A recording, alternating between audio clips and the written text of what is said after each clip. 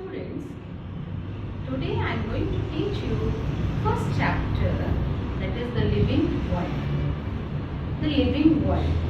That means all the living organisms, either plant, animals, microorganisms present on earth all together constitute the living world.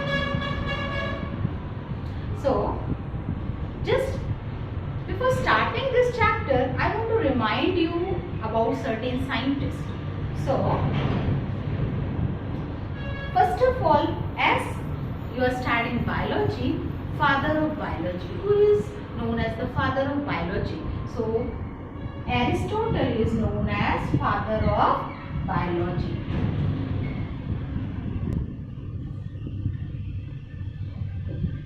Aristotle. And you all know biology composed of, or we can say it is the study of plants and animals. So, it basically consists of botany and zoology. Botany is the study of plants, zoology is the study of animals. So, father of botany.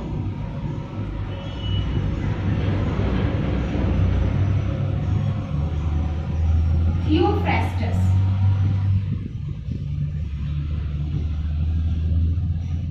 Theophrastus, the father of botany. Now, father of zoology.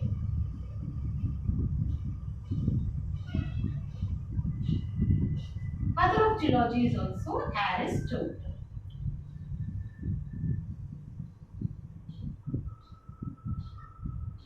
Father of biodiversity. Edward Wilson.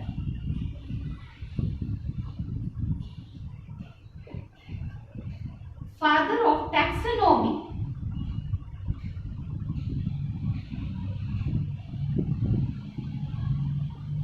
Carolus Linnaeus.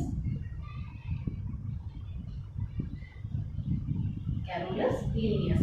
Father of genetics. John Gregor Mendel.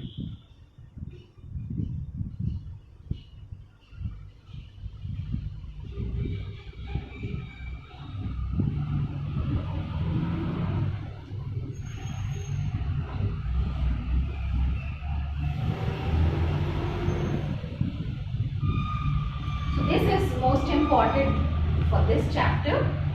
Genetics that we will study in 12th, simply I have given. So, father of biology, Aristotle. Father of botany, Theophrastus. Father of zoology, Aristotle. Father of biodiversity, Edward Wilson. Father of taxonomy, Carolus Linnaeus. So, now dear children, living world. I told you all the living beings constitute living world.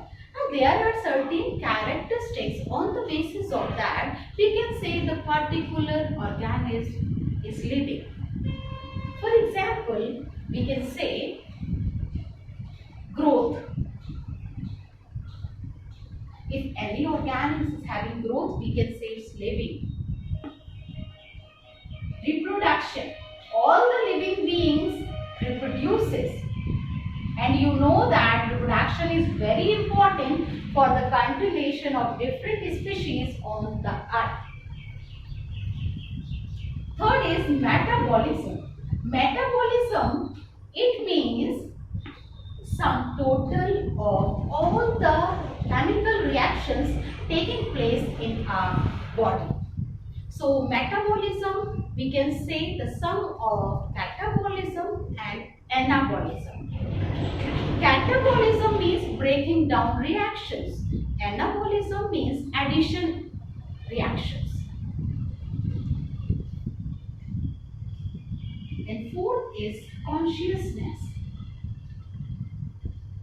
That means all the living organisms can respond to the external stimuli, or we can say the changes which occur in the environment, we can respond. All the living organisms can respond. So we can say all the living organisms are having the following characteristics: growth, that means they will increase in mass; reproduction, all will reproduce; Metabolism means different types of reactions taking place in the body of an organism.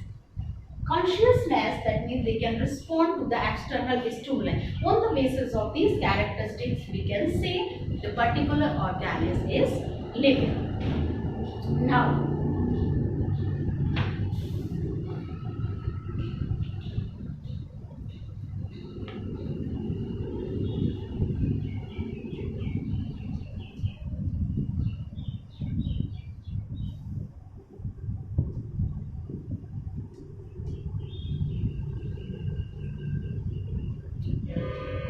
the term biodiversity.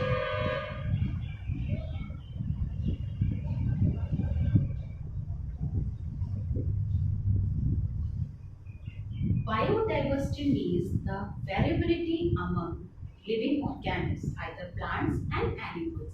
We know that about 1.7 to 1.8 million species are known to us, and millions are remaining which are unknown to us. So, diversity means the variation, and biodiversity means the variation among living organisms. We know that different species of plants and animals are present on earth. This comes under biodiversity. And now this term was coined by Walter G. Rawson. Father of biodiversity, I already told you, Edward Wilson, but the term was coined by Walter G. Rawson. Now some other terms I am going to tell you. That is nomenclature. Nomenclature means the process of giving name to an organism is known as nomenclature.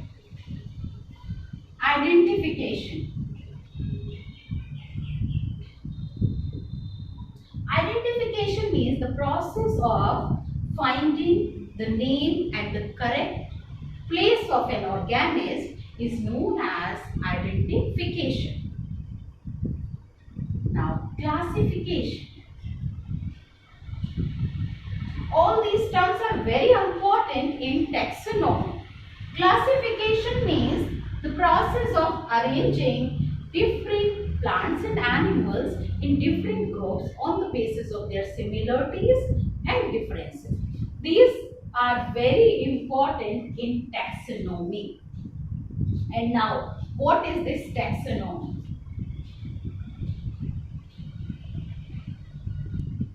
Taxonomy, it is the branch of science which deals with the identification, nomenclature and classification of the living organisms. Once again I am repeating, it is the branch of science which deals with the identification, nomenclature and the classification of the organisms. And father of taxonomy, we know that Carolus Linnaeus. Now, first of all, we know binomial nomenclature. That was also developed by Carolus Linnaeus in 1971. Actually, we know that there is a great diversity among the languages throughout the world. So, we know that many things we know by the local name. So, it can create a problem. We cannot communicate to the people residing in other countries or other states. That is why the scientific name was suggested, and it is very important because there was a need of that. So scientific naming, that means the same name must be followed throughout the world. So that was given under binomial nomenclature. Now binomial nomenclature, that was also developed by, first of all, Carolus Linnaeus only developed it in 1971. Now binomial nomenclature, what is this? Binomial nomenclature means the process of giving scientific names, or we can say process of giving a name which has two components. process of giving, which has two components. First component is generic name. Second component is specific epithet.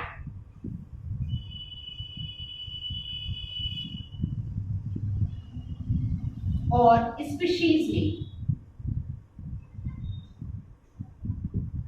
So that is why it is known as binomial nomenclature, the process of giving a name which has two components. So bi means two here. For example, like Pisum sativum. Actually, it is the scientific name of pea, Pisum sativum. So this Pisum is the first component of the biological name.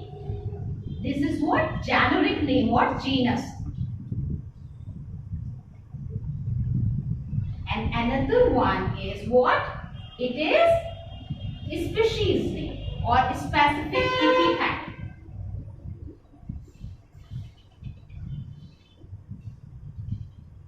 So, now I am going to tell you about the rules of writing the scientific names.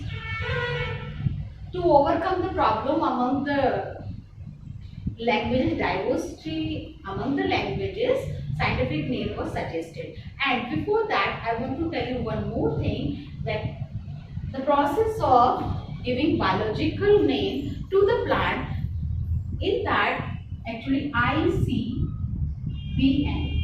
the criteria and principle were followed which were given in ICBN, that is International Code of Botanical Nomenclature. Code of Botanical Nomenclature. Similarly, for giving scientific name to the animals,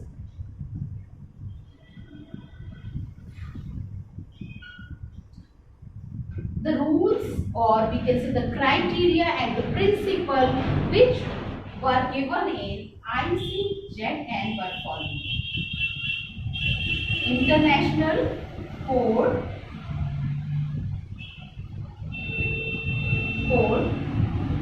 of Zoological Nomenclature.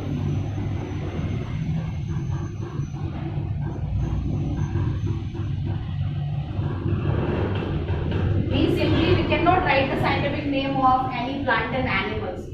We must follow the rules or the criteria or the principle which is given in ICBN, that is for naming plants, and for animals we must follow the rules, criteria and principle given in International Code of Zoological Nomenclature. Now the rules for writing scientific names.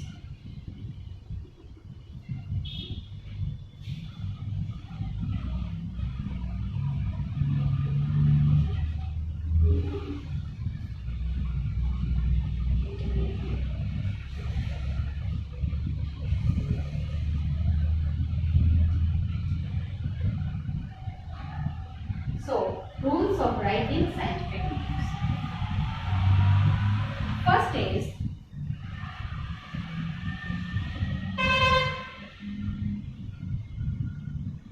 scientific name composed of two components. First name is generic name.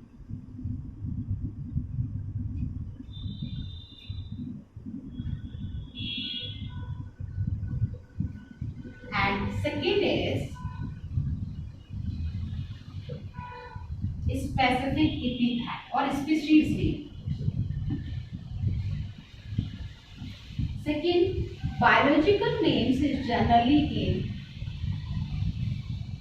in Latin but written in italics.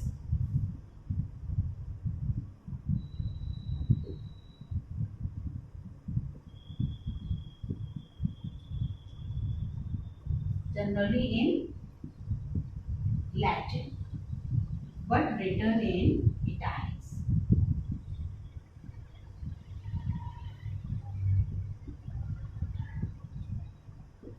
Third is the generic name always begin with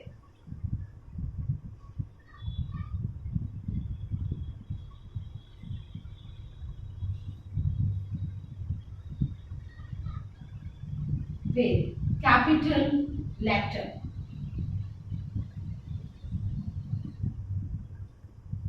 And the species name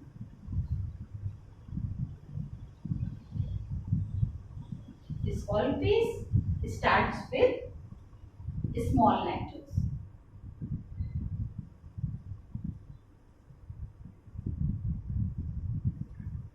With small letters.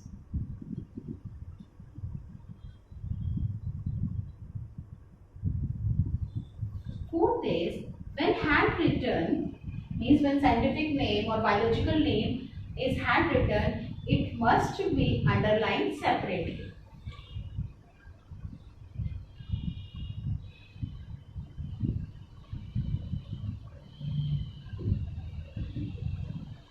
When handwritten, underlines separately.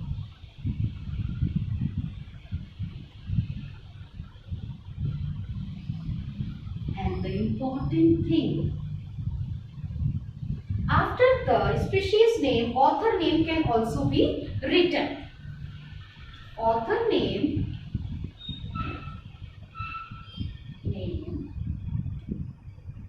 is always be written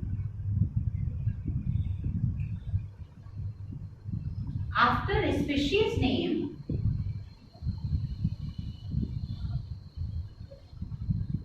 in abbreviated form, not fully, in short form only it is written. In abbreviated form. For example, scientific name of mango is Mangifera indica. That was given by Carolus Linnaeus.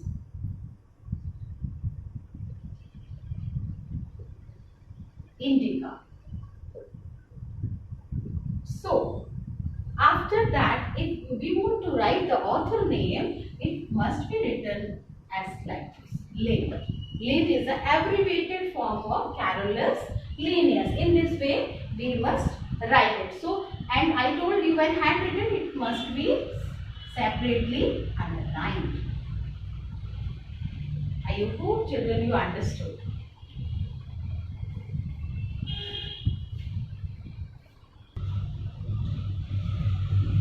Now children, systematics. It is very important and we can say somewhat similar to taxonomy. Then also these are very different, that I will tell you. So systematics, what is this? This, first of all, actually this systematics term has been taken from Latin word systema, which means systemic arrangement of the organism. So what is that? It is a branch of science which deals with the unique properties of species and groups to recognize, describe, name and arrange the diverse organisms. And Linnaeus coined the term systematics in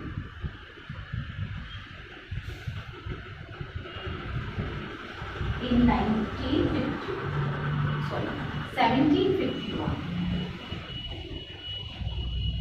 So once again, this systematic term has been taken from Latin word systema, which means the systemic arrangement of the living organisms.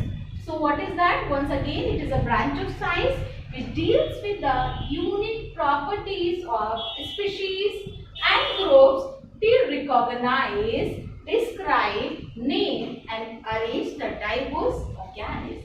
That means it includes identification, nomenclature, description and classification. But in taxonomy, description is not there. So I hope you understand the difference between the taxonomy and systematics. In taxonomy, identification is there, then nomenclature and classification. But in systematics, identification, nomenclature, description and then classification is there. And we can say one more difference, that taxonomy actually the rules of classification are followed. But here the unique properties of an organism is considered in systematics. So Dear children, in another video, I will tell you about the taxonomic